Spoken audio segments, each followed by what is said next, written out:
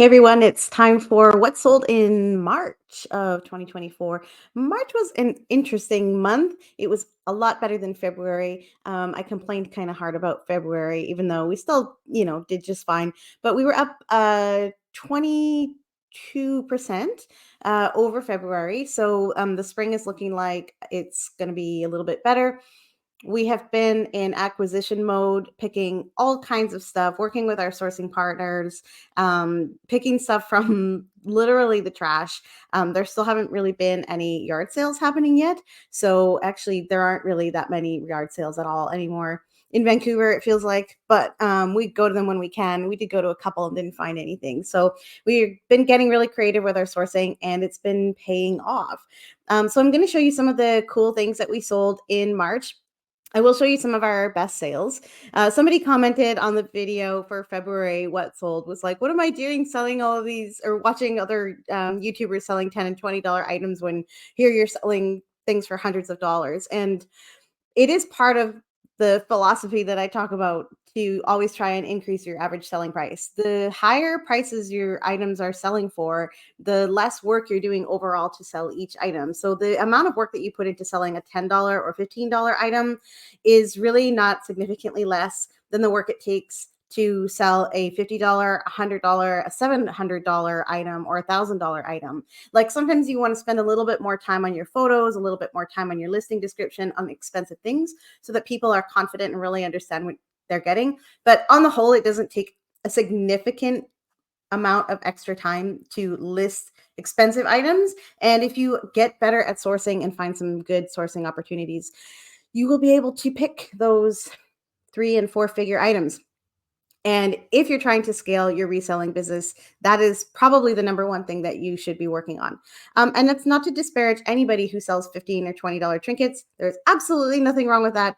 Tons of sellers do it well, do it quickly. The things that are easiest to list are definitely the best if you're going to be selling at a lower price. That's not our business model. So we're looking to sell expensive stuff.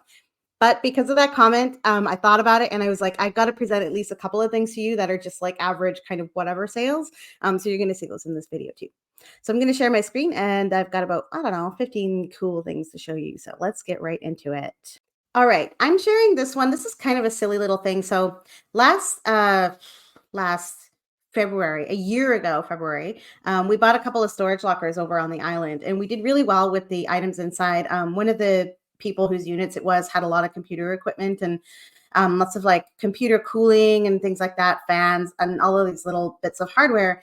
And I had actually tried to sell these individually at first and they weren't really selling. I think I did sell a few to one customer and then they sat for like a year. So I decided, you know what, look, there's 6 of them left. I'm just going to take this down and make one listing for all of them. I did that. I put it on sale because we'd had it for a while and I didn't care. And it sold right away for $29.99 for these 6. I think they're worth a little bit more. If you buy them at retail, they're definitely more. But at that point, I was like thinking about here's something, even though it doesn't take up a lot of space, I would really just like this to be out of my store. And one of the things that you can do if you have the time and the inclination is to go through your listings and ask yourself, like, is there some way I can improve this listing to make it more likely to sell? Do I need better pictures? Should I sell something as a lot instead of individually? And that's what I did here. I just found a way to move that out of my store, free up that little bit of shelf space for a new thing. And it worked. It sold right away. So I was really happy with that. Just $29.99. It was worth my time, 3 minutes to just redo that listing and start over. So I'm glad I did. And off it goes. This one I have to share because you've heard me talk about the turtles. So the turtles, the turtle collection is, I don't know how many, 1,000 or 2,000 turtles. It's like a lot of turtles that we are actually doing a consignment. The collection is pretty incredible, but as you might expect, turtles are slow sellers. They live up to their name in that regard very well. And we've really struggled to gain momentum on this collection, even though some of the pieces are really cool. And I kind of feel bad for the client on this one. I don't think he's too stressed about it, so that's good. But I would have liked these to move a little bit faster. And because we had previously done a really big penguin collection, I thought, why can't I just translate my knowledge to turtles and turtle figurines? And it didn't work out as well. So basically, the turtles that look like dragons are the ones that are selling the best. This is no surprise. It's the Chinese Year of the Dragon. So dragon stuff is popular. And so the dragon pieces here have been selling fairly well.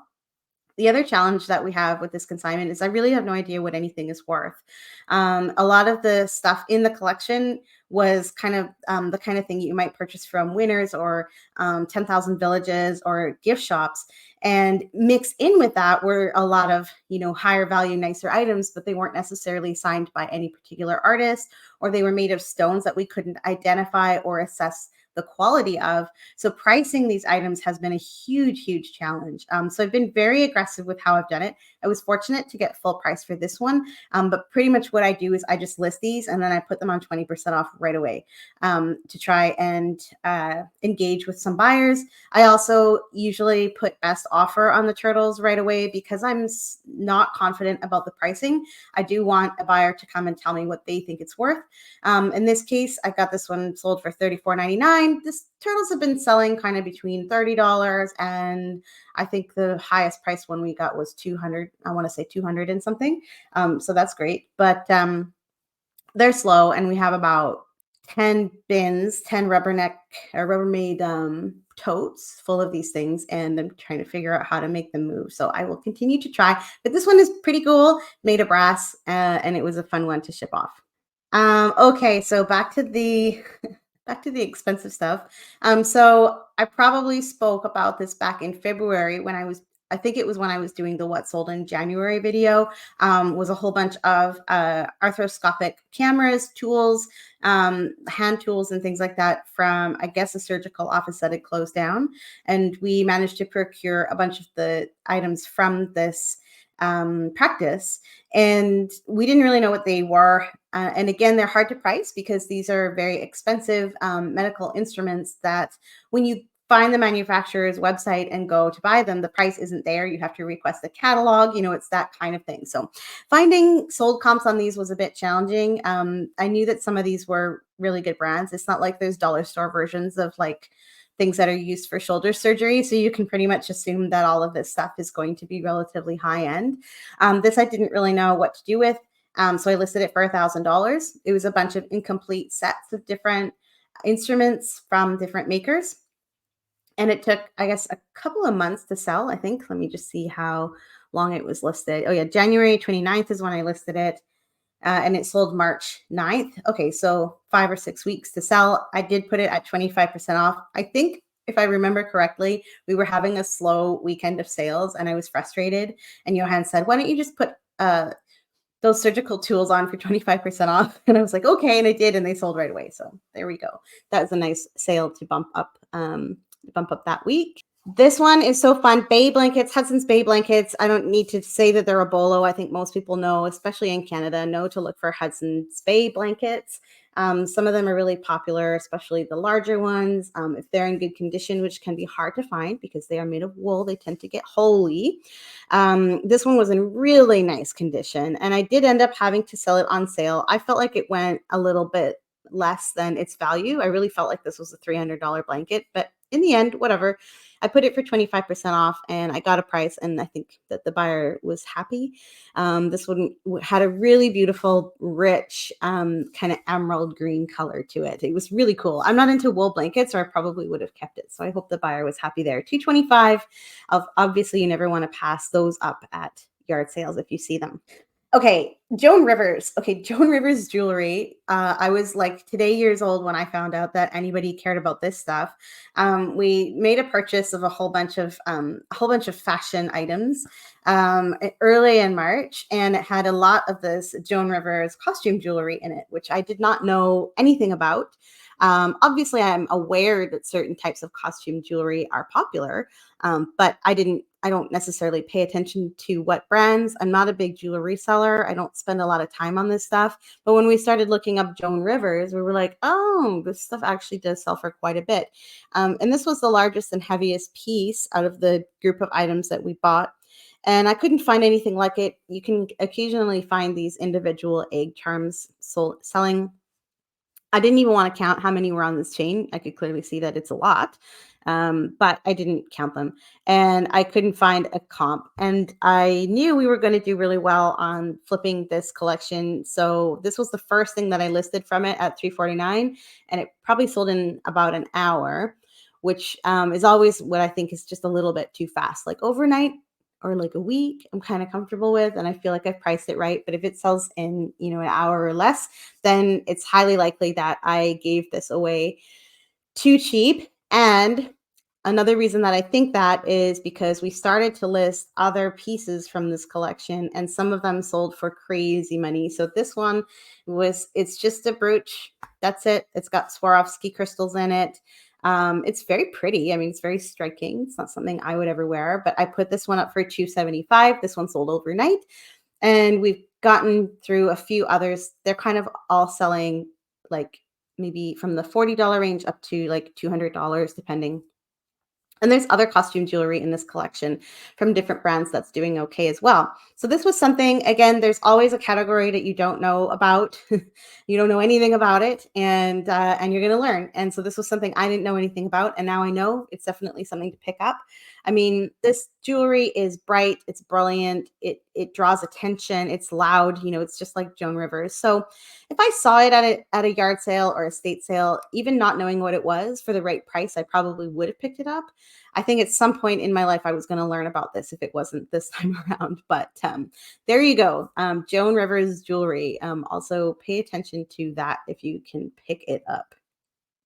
Oh, this one was really fun. I picked it from the garbage, and it had actually been tossed in upside down. So the top had come off of it, and then there were all the pieces from inside fell out. So like if you go like inside, I took pictures of all like the little things that came inside of it. So it's just like a Blu-ray uh, set from Lost, the TV series, and it has all these extra little pieces in it, books and I don't know, all kinds of little stuff. And some of the contents were still sealed in their little baggies. And I put this up for $120. Great pick from the garbage. I think it's sold overnight or maybe within a couple of nights.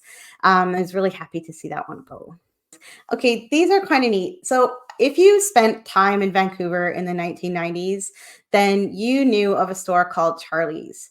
Charlie's was the de facto best CD and music shop in the city. It was down on Granville Street near Robson. And Charlie would buy your CDs for like a dollar or two. Like I remember going there as a teenager and selling CDs for a buck or two, and then just buying other CDs with the store credit that I would get from that, um, or buying other things that I shouldn't have been buying as a teenager. But anyway, so Johan met I think it was the son of Charlie. And of course, since the store closed down, the family had amassed a fair amount of leftover stale inventory from the store. And so we bought a bunch of it. And these were pretty neat. I mean, I just love the 90s, like loud packaging that this has. Um, these are just headphones from 1995. This buyer bought two of them. We actually had three. So two left, and this buyer bought them both at $59.99 each, again on a 25% off sale. But that was great. And it was such a nostalgic thing to be able to pick stuff from that store that we just knew so well as kids. Very cool. And, maybe we'll get a chance to go back there. And I think that they still have some stuff that they might be able to sell us in the future. So I don't know. I just like this sale, so I wanted to share it with you. Why did I put this one up here? I think I wanted to talk about art for a minute. So I don't know how many of you know much about art, but I do not. And we're not art sellers or art connoisseurs. I feel like I say this a lot about different categories of collectibles. Like, I don't really know a lot about this. And it's kind of true. Our knowledge is like a mile wide and an inch deep. You have like, as resellers, you develop like an awareness and an eye for things that are valuable, but it doesn't necessarily mean that you know what they're worth or where to find that buyer in the market. Um, so this is an example of that. This is a piece from an estate that we cleared out. The guy was an amateur art collector and had a lot of pieces like this. I was able to find this artist quite easily, which was cool. And it is signed. And I really like the aesthetic of this art, actually. I find it quite quite interesting to look at.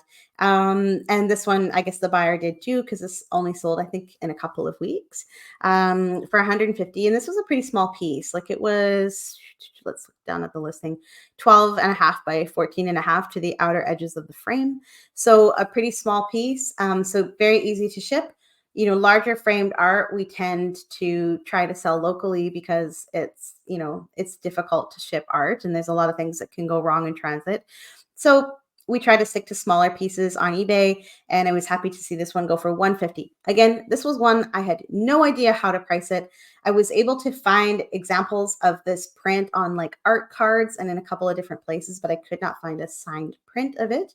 And there are lots of reproductions of this piece as well that are printed, much more recently. And this one was from 1982. So anyway, cool piece. I'm glad it went to the buyer who appreciated it. I don't know what it is that I really like about this thing called the Divano Trophy. So I guess there's like in the UK, this is like an award that's given out to not musicians, magicians. And I didn't know if this was a legitimate trophy or not, but I did know that it was like 3 pounds of bronze. So the worst case, we could have scrapped it. It was much heavier than it looked. It is only 4.25 inches tall, and it weighed 1.3 kilos. You note I put the weight of it in metric because this is a UK award, and I suspected that a UK buyer would purchase it, and I think that's exactly what happened. This one sold overnight for $60. Again, had no idea how to price it, picked it for free, so it didn't matter. And that one was off and on its way pretty fast. Okay, so I promised I would share at least one like lower value sale. And this is just an example of the kind of thing that I would never pick up again. I don't know where it came from. It's highly likely that it was just part of a bundle of things that we purchased and just threw into a bin. And so like this isn't something I would source specifically, but it is kind of interesting, I guess, a kit to make your own moccasins. So sales like this annoy me. These are the kinds of things I don't want to have in my store. This was listed at least 3 years ago because I can tell by the pictures who took these photographs, and I know when this person stopped working for us. So it had to be at least 3 years ago that this was photographed and listed. And it was originally listed at $24.99, and I sold it finally after it had probably been put on sale at least 10 or 11 times, 1874, and away it went. And these are just the kinds of things that like maybe this doesn't take up a whole bunch of space, but once you have 5, 6, 700 items like this in your warehouse, that is taking up space that could be taken up by much more valuable things. So I'm annoyed by it. I'm glad that we finally sold it. It annoys me that it took all of this time to sell a cheap thing because like if I'm going to sell a cheap thing, I want it to sell fast, right? I don't want it to be sitting there in my bins for years. And so off it goes. And I'm always threatening to take down like 1,000 of our items from our store that are all listed under $25 because it drives me crazy to have all of that in there. And then I go to the warehouse and I'm like, I'm going to do this project today. And I pull like 20 things and I get tired and I give up. And then I just go home and put them on markdown and try to get rid of them that way. Anyway, it's a never-ending battle. 1874, not worth my time, especially not worth my time to pay somebody else to take the photos and make the ad when it all comes down to it. Not worth it. Okay, this piece is cool. This one also came from the trash. I love this. It's got to be at least 100 years old. I don't really know what it does. It's for surveying. I know that, but like, I don't think any of it worked. The compass needle wasn't moving. The box was missing the top cover. I didn't know how to evaluate the condition of this thing or its functionality. So I put it up with a best offer on it right away because I don't, if I really don't know the value of something and it takes up a fair amount of space, which this did, it was like probably 14 inches tall or something. It's kind of a bulky thing, like the size of like 4 shoe boxes. I don't want that to sit for too long. And so I put it up for $4.99. I didn't really know if I had it right on the value. I believe the offer I accepted was $3.20. And I wouldn't normally go that low on a new listing. I think I sold this in less than a week. But again, because of the space, because of the cost of acquisition, um, and because of my uncertainty of the value, I was very happy to get rid of this for 320, and I hope that the buyer was happy too. Okay, a few more I want to share with you. Oh, okay, I love this one. So last month I showed you an album of football cards that we sold overnight for, I don't know, a few $100s, and these were actually inside of that binder of football cards that had been sitting on the top of our shelf where we put all our stuff that we have to ship out, and it'd been sitting there for at least a couple of years. No, maybe 4 years or more. And I was finally like, we got to get rid of this binder. It's annoying me that we're not using this space better.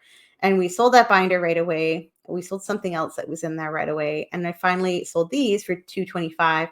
They're pretty cool. Like they're like, yeah, like, well, you can see what they are. They're basketball players with rulers next to them showing their height. We've got Walt Frazier. We have some famous names here: Walt Bellamy, Lou Hudson. And they weren't in great condition, as you can see, but pretty rare from 1969. That was a very cool sale, just from something that had been sitting around on a bookshelf in our space for years, and then we extracted the value. I'd sold Rebecca and Bruce and a few other names from our miniature personalized license plates. These are cool. Again, this is the kind of sales, kind of items I don't really love listing, but at $10 Canadian or $7.50 US, for like over 2,000 of these, and we could make one ad, which took us about an hour to make. And then periodically we sell these, and sometimes somebody will buy 3 or 4 or more, and then it makes a nice little, $40, $50, $60 package to send out. So I'm sharing this because it is an example of an exception that I will make to my rule about selling things that are more expensive, because it was a quantity listing. And when you multiply 10 by 2,000, you have $20,000 worth of inventory in one listing. Is it worth it to sell these one at a time? You got to grab an envelope, you got to put stamps on it, you got to print out the label with the address. I don't know, but when the buyer buys 5 or 6 of them, then I think it is worth it. If they buy one, then they buy one. Nothing I can do, and out the door it goes. We have sold several hundred of these, so we've done just fine with it on the revenue end. And there they go. And these take up about 3 shoe boxes worth of space in the warehouse. They're in 3 little bins with all the names, and they just go. They go, and we get the envelopes for free from our sourcing partners or at yard sales whenever we see envelopes being given away. And the stamps we don't pay for either. We just send these ones letter mail. We haven't paid for the stamps because it's just been stamps that we've collected from like our estate buys and all of the purchasing that we've done over the years. Whenever we get unused stamps, we just put them in a bag, and we have, like, I don't know, like a couple $1,000s worth of postage. It's just there, and we didn't have to pay for that. So, at least the materials are free, and it's fine. And off they go.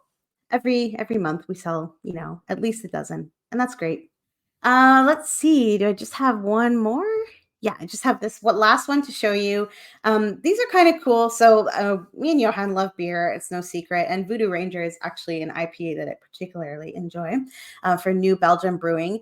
But this was part of a large lot of brewery stuff that was going to be thrown away. And we picked up 7 of these black Voodoo Ranger umbrellas, and I think 4 or 5 of Fat Tire, which is another beer that the same brewery makes, and a few other things, swag and coasters and stuff like that, from these breweries, all brand new, which was awesome.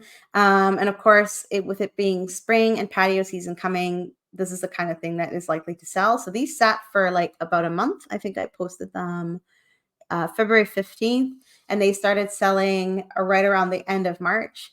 And we sold 4 of them. Yeah, 4 of them out of the 7 black ones. And then locally, we sold 1 of the blue ones. What I've done with these is I've actually cross-posted them locally and on eBay. I wasn't sure where the market was. They're easy to ship because they're all in their brand new shipping boxes. So super simple to do. And so far we sold 1 local and 4 on eBay, which are actually, I think 3 of those that were actually on Bonanza that sold. So 1 on eBay, 3 on Bonanza, 1 locally, and we still have a few left. And I'll be happy when they're gone because they're a little bit bulky. But at $100 each, you can't go wrong. Unfortunately, I misjudged the postage on this. I did a dummy shipment to Miami, which is always the area I use when I'm trying to figure out what shipping policy to put on something. And I don't know if I made a mistake when I did it or if shipping rates changed since I made the listing, but we have lost money on the shipping on all of these. But, that's okay. In the end, it's still all profit and our cost of acquisition is low. Okay, so that's what sold on eBay, mostly on eBay, in March of 2024. It was a good month.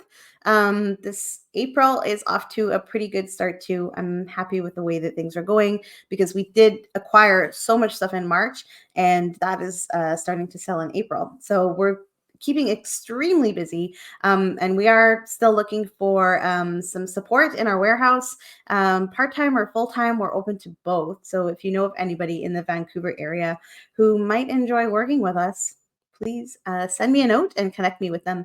And hopefully we can get somebody great to help us scale up even more. So what did you sell on eBay in March? Share your best sale, your favorite sale, or even your worst. Like, I don't care. Just share a sale in the comments. Let me know how your March was and how April is looking for you. And we'll see you soon. Want more videos like this? Make sure to click like, subscribe, and leave a comment below to tell me what you want to see more of.